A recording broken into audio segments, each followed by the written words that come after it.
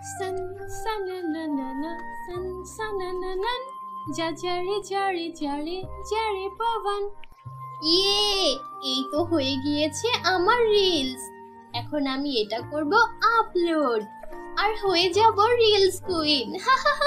এই রিলসটা হিট হলেই আমি গোলাপি শাড়িওয়ালা রিলসটা বানাবো। হয়েছে হয়েছে, এখন আমি তাড়াতাড়ি মার এই লেহেঙ্গাটা বদলে ফেলি। মা আমাকে এই অবস্থায় দেখলে খুব চিল্লাবে। মধুমিতা যখন এইসব বলছিল তখনই সেখানে তার মা চলে আসে আর বলে, আরে এ কি, তুই আবার আমার লেহেঙ্গা বের করেছিস? যখন দেখি তখনই হয় শাড়ি নয় লেহেঙ্গা বের করে এক একটা রিলস বানাতে থাকিস।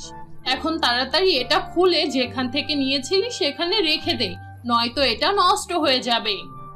আরে মা, তুমি জানো না এখন যেই আশুকা ট্রেন্ডটা বের হয়েছে, সেটাতে যে রিলস বানায় তারই রিলস হিট হয়ে যায়।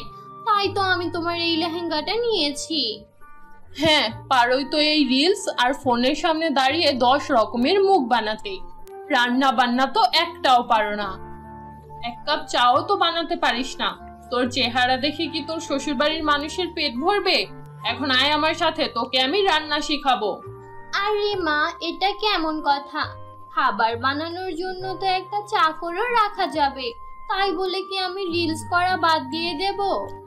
হায় কপাল, একটু শরম লজ্জা রাখ। 2 দিন পরেই তোর বিয়ে, তুই তো একটা রান্নাও পারিস না। এখন আর সময় নষ্ট না করে আমার সাথে আয়। আর শোন, এই দেখ আমি তোর জন্য নতুন একটা লেহেঙ্গা এনেছি, এটা তুই তোর বিয়েতে পরবি, কেমন? ওয়াও মা, এই লেহেঙ্গাটা তো অনেক সুন্দর। থ্যাংক ইউ মা, আমি তো আমার বিয়েতে এরকম একটা লেহেঙ্গাই পরতে চেয়েছিলাম। দাঁড়াও, আগে আমি এই লেহেঙ্গাটা পরে একটা রিলস বানিয়ে নেই। আরে অসভ্য মেয়ে, এই লেহেঙ্গাটা এখন সাবধানে রাখ, বিয়ের দিন পরিস। এই লেহেঙ্গা আমি তোর বিয়ের জন্য এনেছি, রিলস বানাতে আনিনি। আরে মা, তুমি কি ওই গানটা শুনোনি? এই মেরা লেহেঙ্গা বড়া হে মেহেঙ্গা, ইসে না হাত লাগা। তখনই মধুমিতার মা অনেক রেগে যায় আর তাকে একটা থাপ্পড় মারে। তারপর তার কাপড় চেঞ্জ করে তাকে রান্নাঘরে নিয়ে যায় আর বলে, সব সময় ড্রামা করতে থাকিস, এখন আমার সাথে খাবার বানা আর এই রিলস টিলসের চক্কর ছেড়ে দে। না মা, আমি খাবার রান্না করব না। একটা থাপ্পড় দেব। এখন যা, ডাল বসা আর তাতে হালকা লবণ, হালকা মরিচ আর হালকা হলুদ দে। এরপর মধুমিতা ওই ডালে লবণ, হলুদ আর মরিচ দিয়ে দেয়। তারপর সেটা রান্নার চুলায় বসিয়ে দেয়। মা, আমি ডাল বসিয়ে দিয়েছি, কিছুক্ষণের মধ্যেই 2-3টা সিটি বাজবে আর ততক্ষণে এই ডাল হয়ে যাবে। এখন তুই রান্নাঘরে বসে রান্না কর আর আমি কাপড়গুলো ধুয়ে আসি।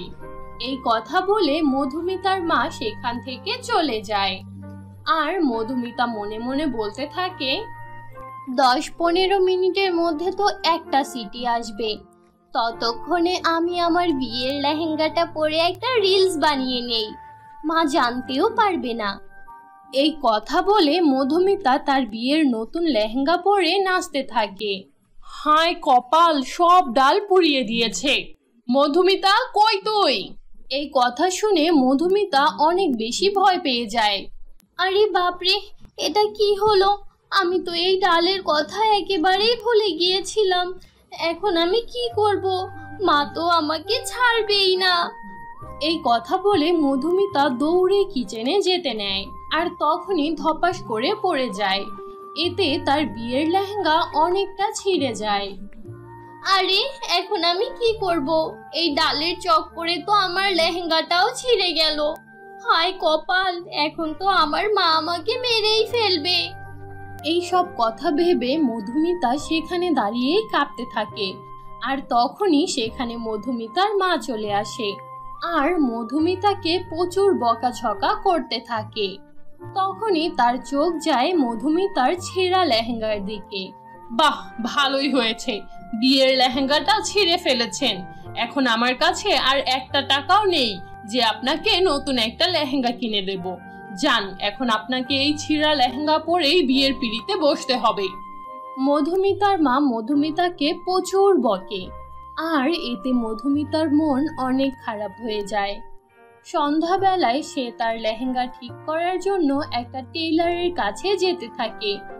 এমন সময় সে দেখে একটা বৃদ্ধ মহিলা আসছে, যে কিনা অন্ধ, আর তার ঠিক সামনে দিয়েই ফুল স্পিডে একটি গাড়ি যাচ্ছে।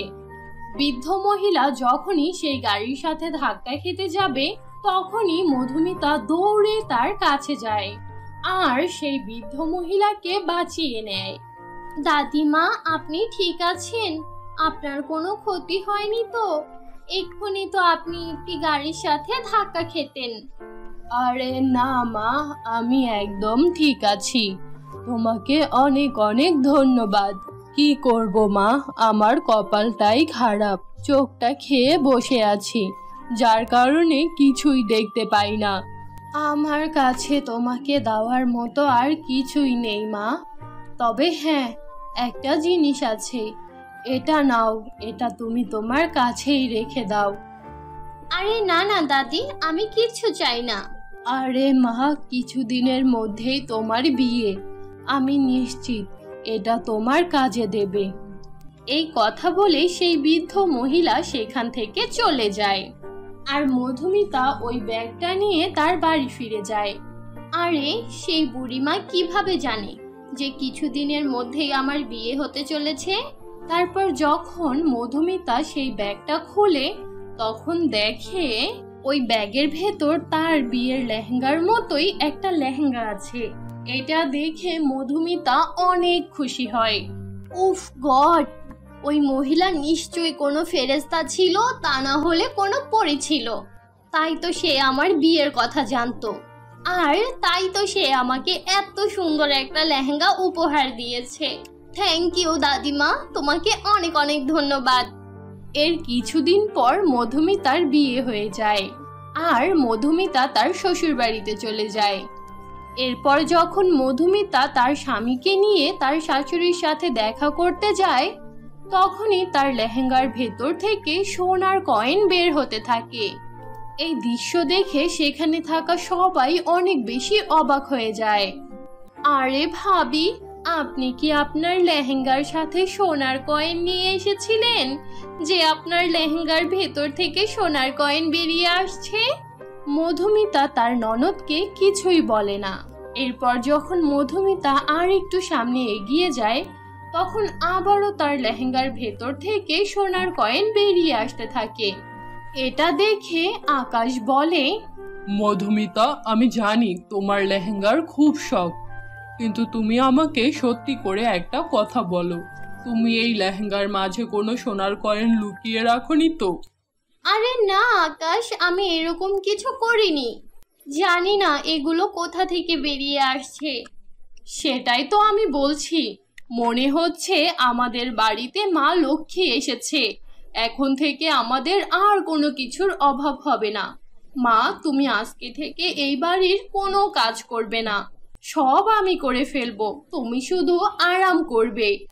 এইসব দেখে মধুমিতা চিন্তায় পড়ে যায়, আর মনে মনে বলতে থাকে, এইসব কি হচ্ছে? এইসব এই লেহেঙ্গার কারণে হচ্ছে না তো? মনে হচ্ছে এই লেহেঙ্গা কোনো জাদুর লেহেঙ্গা, যার কারণে এইসব হচ্ছে। আরে আমাদের বউ আসতেই তো আমাদেরকে ধনী বানিয়ে দিয়েছে। আজকে থেকে তুমি আমার ঘরের লক্ষ্মী মা, যাও উপরে গিয়ে বিশ্রাম করো। এরপর মধুমিতা তার ঘরে যায় আর বলতে থাকে, আরে বাহ, আমি যেই রান্না বান্নাকে ছোটবেলা থেকে ভয় পেয়ে আসছিলাম, সেটা আমাকে করতেই হবে না। আমার কপাল কত ভালো। এরপর থেকে মধুমিতাকে আর কখনোই রান্না করতে হয়নি। তারপর আর কি, ওই দিনের পর থেকে মধুমিতা তার স্বামী আর জাদুর লেহেঙ্গার সাথে সুখে শান্তিতে জীবন কাটাতে থাকে।